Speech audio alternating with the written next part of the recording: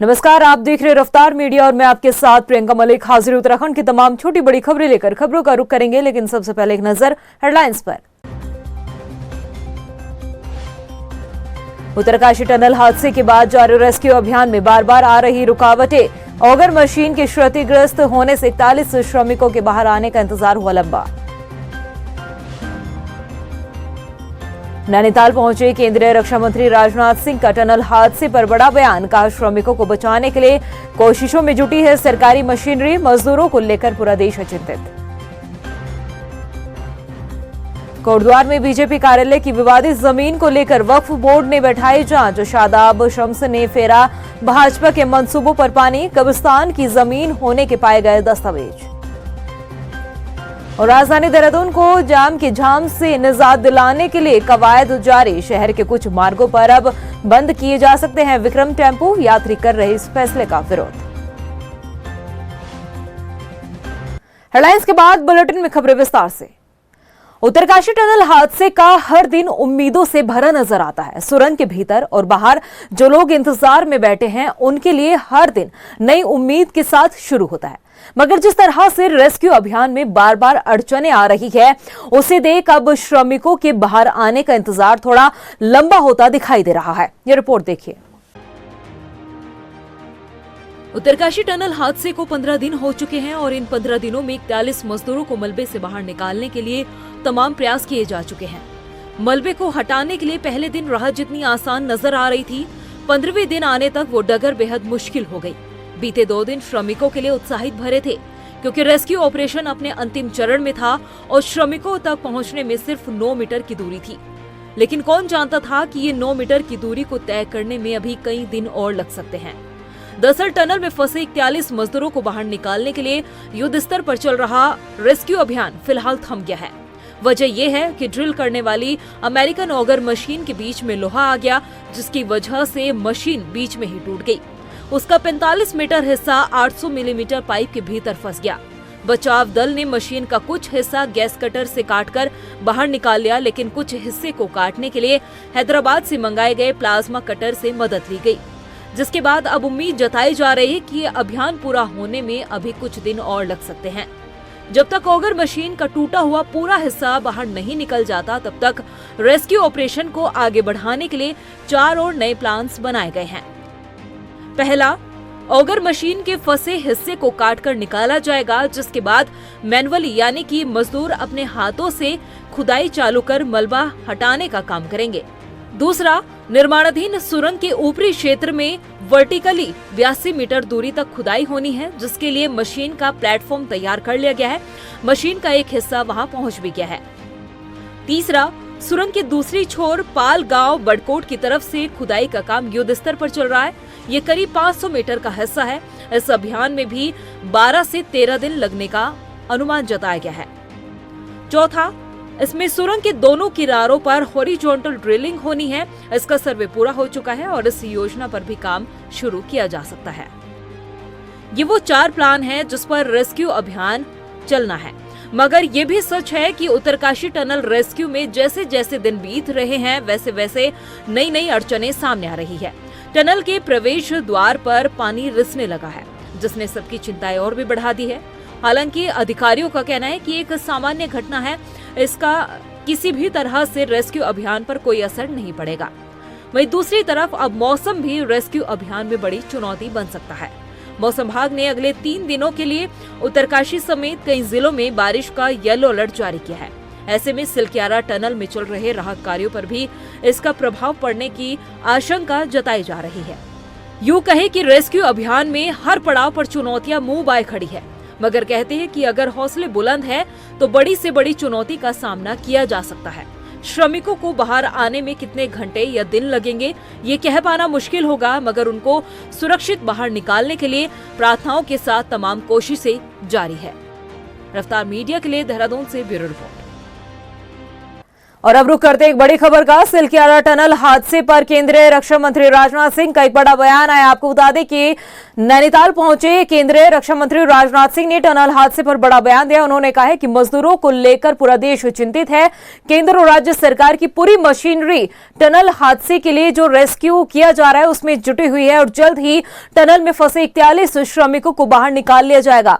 इसके अलावा केंद्रीय रक्षा मंत्री राजनाथ सिंह ने कहा है कि रेस्क्यू का खुद सीएम पुष्कर सिंह धामी जायजा ले रहे हैं। हादसे के बाद से वहां पर डटे हुए हैं।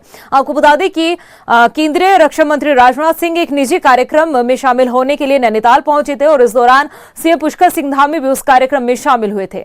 हमारी पूरी सरकार ही नहीं, सारा देश चिंतित है जो टनल में हमारे मजदूर भाई फंसे हुए हैं और यहाँ के मुख्यमंत्री धामी जी पूरी तरह से पूरा समय दे रहे हैं सर और उसकी निगरानी कर रहे हैं और साथ ही साथ जो कार्यक्रम चल रहा है इस समय टनल की खुदाई का समीक्षा भी।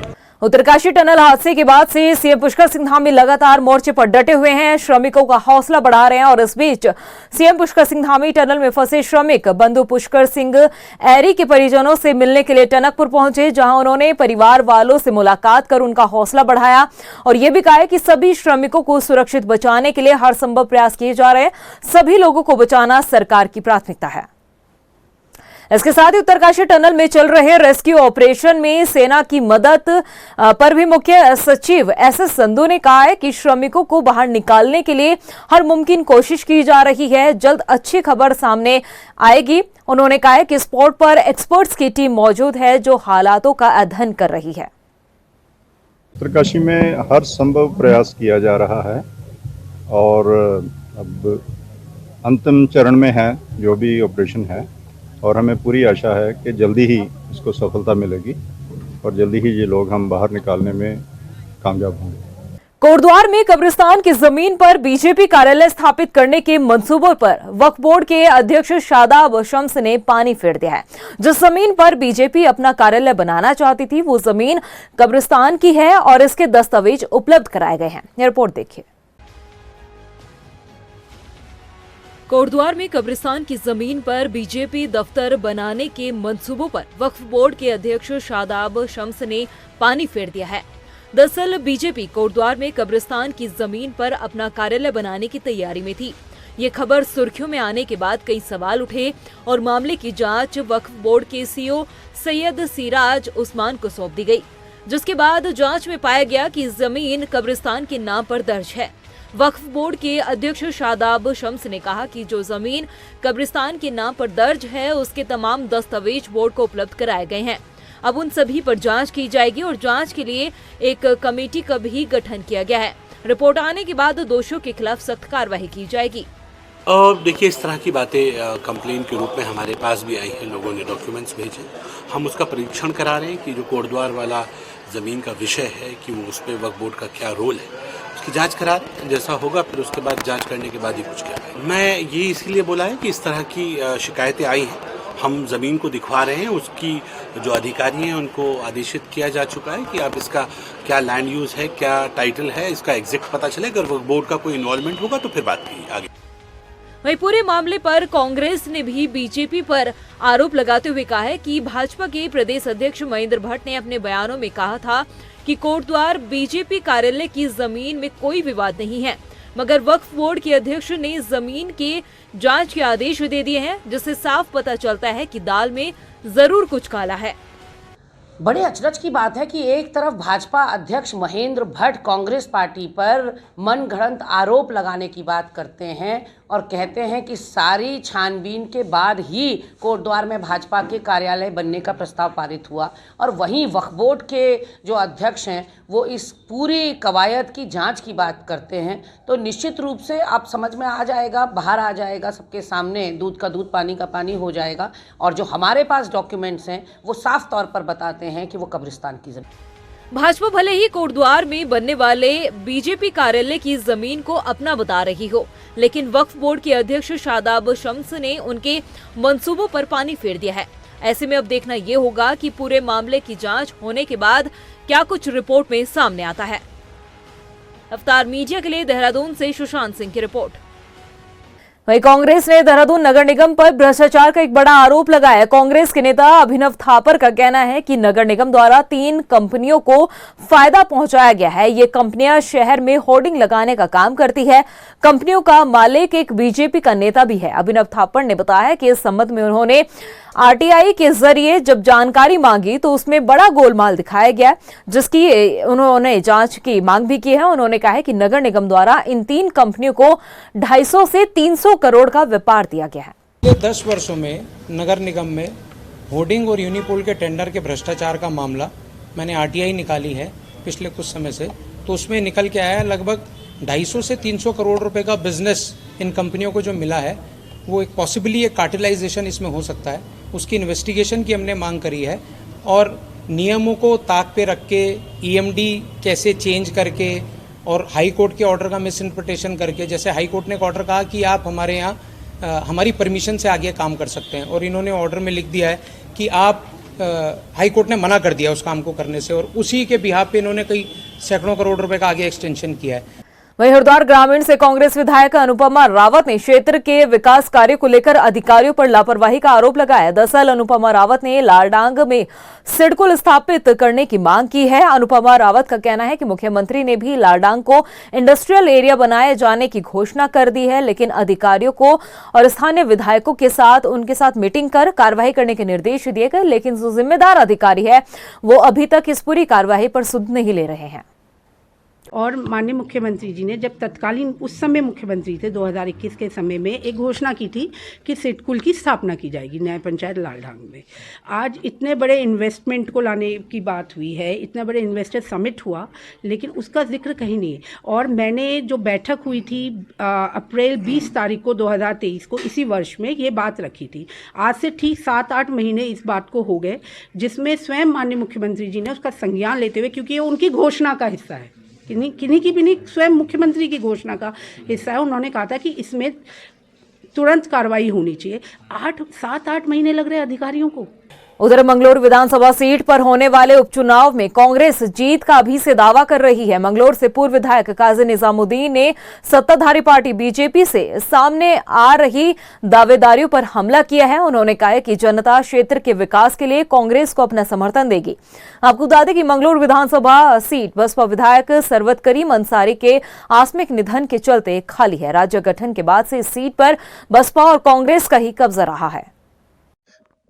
कांग्रेस पार्टी मजबूती के साथ चुनाव लड़ेगी, लेकिन अब सामने वाले दल कौन है कौन नहीं है, इससे कांग्रेस की सेहत पर कोई फ़र्क नहीं पड़ता।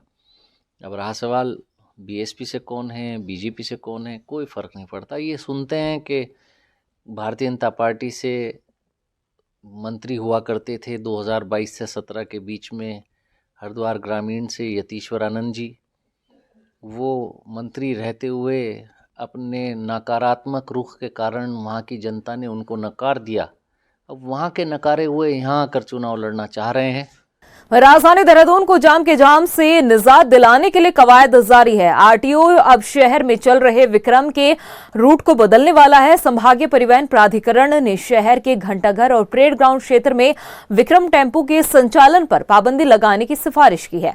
इस मामले में आरटीओ ने एसएसपी को भी पत्र लिखा है। वहीं विक्रम से सफर करने वाले जो सवारी है वो इस फैसले का विरोध कर रहे हैं। लोगों का कहना है कि उन्हें काफी परेशानियों का सामना करना पड़ेगा। गाड़ियों को जो खासकर विक्रम है, विक्रमों को हम लोग चाहते हैं कि वो घंटाघर के आसपास भीड़ भाड़ न लगाएं। जैसे मान लो जो आईएसबीटी से विक्रम आते हैं, हम चाहते हैं रेलवे स्टेशन से ही मुड़ जाएं। वो प्रेम नगर से जो विक्रम आ रहे हैं, प्रभात सिनेमा से ही मुड़ जा रहे हैं। वो उसी तरह हम चाहते हैं कि ये इस एरिया को भीड़ भाड़ से थोड़ा सा मुक्त रखा जाए। इसके लिए हम लोगों ने प्रस्ताव भेजा है एसएसपी महोदय को। उनको ही अधिकार है किसी क्षेत्र से किसी गाड़ी के संचालन को रोक लगाने का। तो हम आशा करते हैं कि बहुत जल्दी उसमें प्रगति हो जाएगी।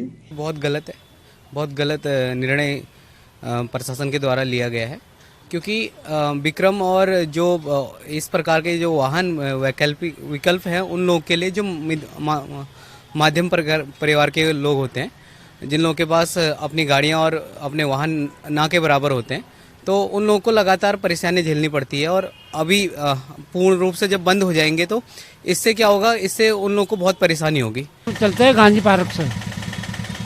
ठीक है, मैं खाली आया था, आपने पूछा तो बता दिया मैंने। यहाँ से हम आते हैं स्लोल से, ऐसे जाते हैं। घंटा घर हमारा मतलब नहीं है। नहीं होगी, क्यों नहीं होगी?